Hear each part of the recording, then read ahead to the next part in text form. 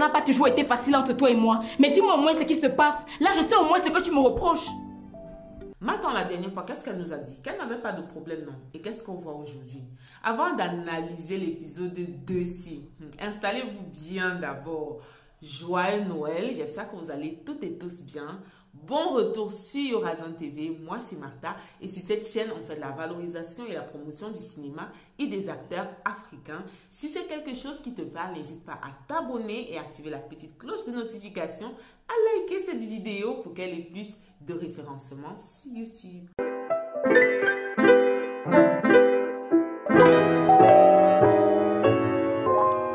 Dans l'épisode 1, on soupçonnait que Matan pouvait traverser une situation difficile. Cet épisode 2 nous donne tout à fait raison.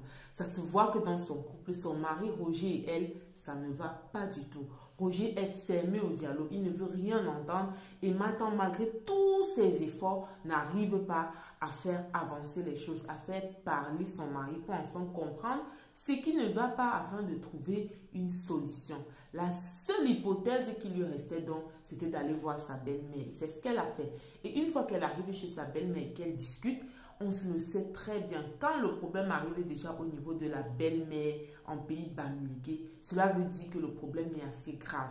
Et lorsque la maman a analysé le problème que lui a posé sa belle-fille, elle s'est rendue compte que ça doit être difficile pour elle, toute seule, de trouver une solution. Elle a donc décidé ce que l'on fait dans la majeure partie des cultures africaines quand on arrive à ce point-là, convoquer une réunion de famille.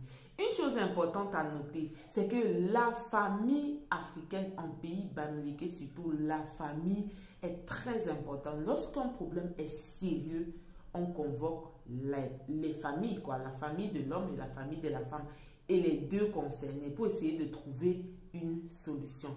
En parlant de famille, on va un peu essayer d'analyser le comportement du papa de Assam. La première chose que j'aimerais dire avant d'aborder concrètement le comportement du papa d'Assam, c'est que notons bien, lorsqu'on parle même parfois de mariage arrangé dans les différentes cultures africaines, généralement le papa, du moins la famille de la fille, connaît au moins un membre de la famille du futur époux.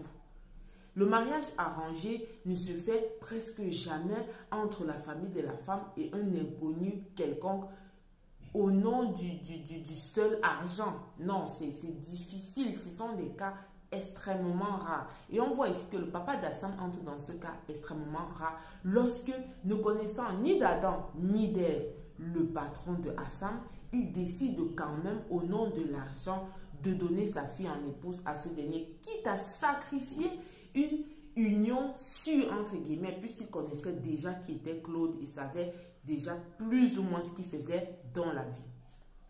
Donc, je pense que le papa de Assam ici rentre dans la catégorie des papas purement et simplement matérialistes. Il n'a rien de... En fait, ce qui l'intéresse n'est pas tant le bonheur de sa fille, mais plus le changement de sa situation à lui.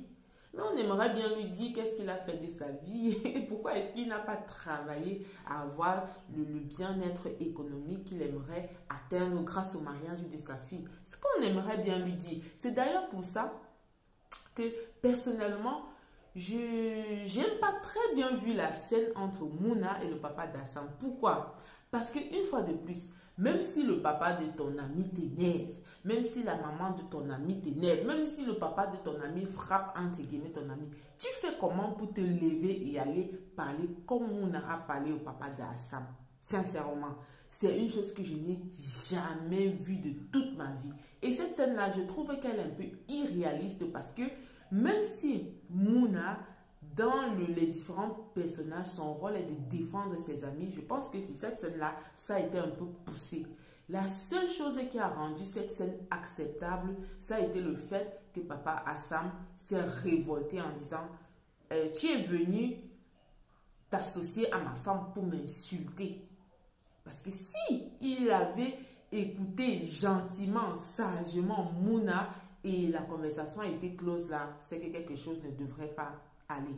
Toujours est-il Notons quand même que la différence de statut professionnel entre Assam et Claude pourrait également être une chose à souligner parce que Assam travaille dans un bureau. Elle est probablement une secrétaire et Claude travaille en tant que taximan.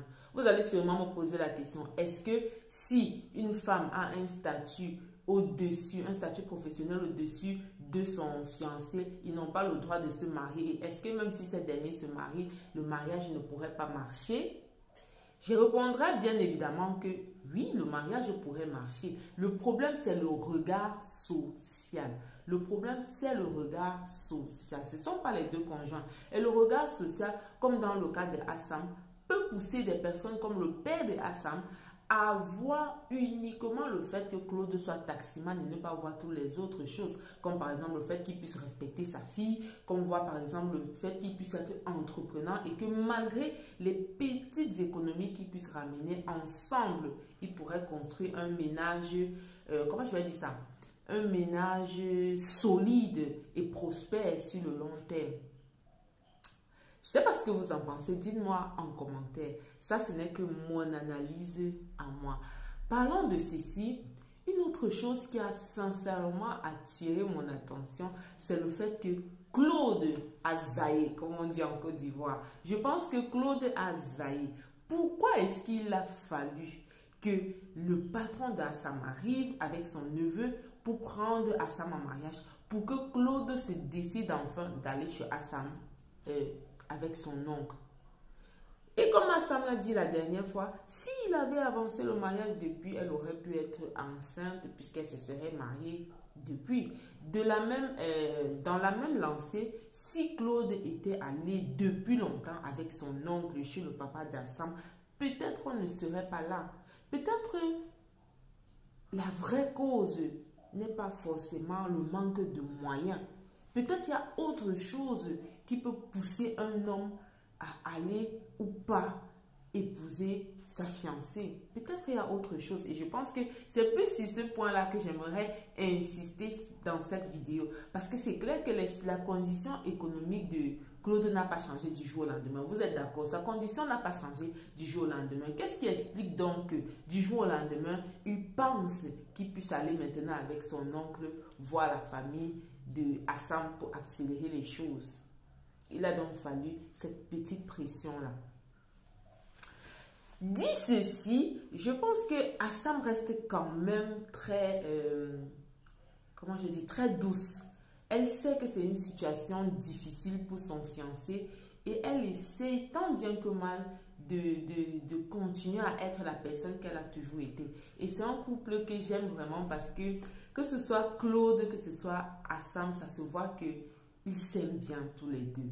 Vraiment qu'ils s'aiment bien. Au-delà de toutes les difficultés du regard social, ils s'aiment très bien. Le couple, par contre, qui a l'air très épanoui, mais un peu trop épanoui, même à mon avis, c'est le couple de Mouna. Pourquoi je le dis? Parce que le mari de Mouna est très protecteur. Il ne veut pas qu'elle touche à quoi que ce soit dans la maison. Il ne veut pas qu'elle travaille. Il ne veut pas qu'elle sorte. Grosso modo, il faut qu'elle soit belle, qu'elle soit là. Et c'est tout. Elle ne serait pas différente d'un objet dans la maison. Excusez le mot, mais c'est un peu ça, quoi. C'est-à-dire, on l'utilise quand on veut bien. Et c'est tout. Tu ne sais plus à autre chose dans la maison. Donc, pourquoi est-ce qu'il s'acharne à ne pas vouloir que Mouna travaille? Moi, c'est une question qui me taraude de l'esprit. Et une fois de plus, elle n'a pas pu avouer à son chéri qu'elle avait trouvé du travail. Et je n'imagine même pas la réaction de son mari quand il saura que Mouna en fait travaille. Qu'est-ce que vous en pensez? Et il partageait même à la base le point de vue du père de Assam. Une autre chose qui en dit non sur sa vision de la vie, comme quoi c'est l'argent. L'argent est bien, l'argent est une bonne chose et il ne faut pas s'offusquer de certaines choses au nom de l'argent. Êtes-vous d'accord ou pas? Donc moi, je vais conclure cette analyse en beauté avec notre Ngo. Ngo, franchement, on est habitué à voir les hommes. Mais toi, elle gère combien de dossiers? Combien de dossiers est-ce que cette fille-là gère? entre Herman de la dernière fois, entre celui qui l'a appelé et celui avec qui elle a rendez-vous. 3 mecs au même moment. Comme quoi, elle a ce que la coach à Monde Chic appelle le caillou, le croche, le show, bref, donnez les noms que vous voulez. Mais ça se voit qu'elle utilise les hommes comme des objets, comme des moyens pour obtenir ce dont elle a besoin. Est-ce qu'elle va s'en mordre les doigts? Est-ce qu'elle ne va pas tomber tôt ou tard sur quelqu'un qu'elle va vraiment aimer? Et là, elle va comprendre peut-être que la douleur qu'elle causait à par exemple, Herman, qui l'a beaucoup aimé. Qu'est-ce que vous en pensez? Bon, pour que cette vidéo ne soit pas très longue, je préfère m'arrêter là. On va attendre le 3e épisode pour continuer nos différentes analyses. Et comme d'habitude, si vous n'êtes pas d'accord avec un point de vue ou si vous êtes même d'accord avec un point de vue, dites-le moi en commentaire. Avant de nous quitter, je vous souhaite un joyeux Noël. Ce sont déjà les fêtes de Noël. Beaucoup de santé, d'amour, de prospérité à vous et à votre famille. Portez-vous bien et si Dieu le veut bien, on se retrouve à la prochaine. Bisous.